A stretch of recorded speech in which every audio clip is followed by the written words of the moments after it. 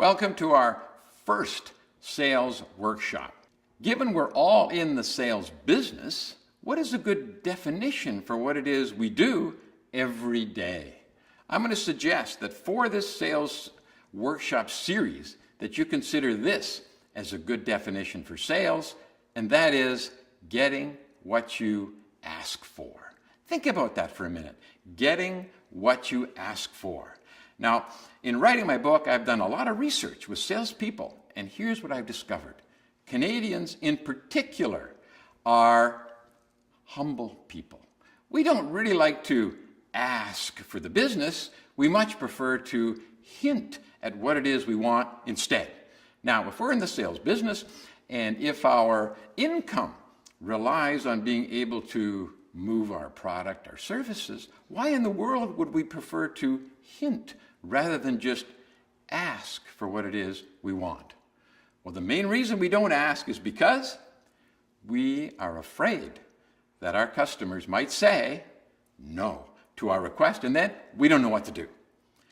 The research is very clear. We fear rejection. And when we do, we refuse actually to ask for what it is we want, and that's why we hint.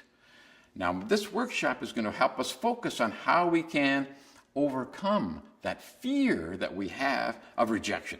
And we all have it. It's a common human nature quality that says if someone says no, we automatically take that rejection personally. And then the next time we have to make a call, the next time we have to ask a client for a referral, we hint instead. That way, if the client says no, we still feel pretty good because we didn't really ask them for anything in the first place. Now, we don't make any money, mind you, but we do actually feel better. This is a challenge for all salespeople in all lines of business.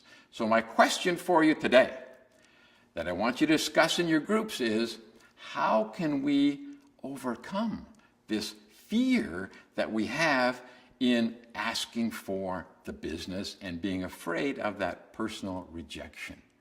How can we accept the fact that we're going to feel this way and then overcome it and be specific in our requests?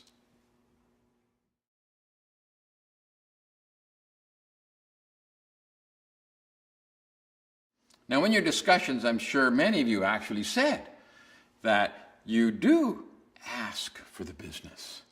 Now, let me just put this into perspective. By the time you are 21 years of age, you have heard the word no 184,000 times. That has an impact on how you feel about personal rejection. How many of you have a little voice in your head that talks to you pretty well nonstop every day?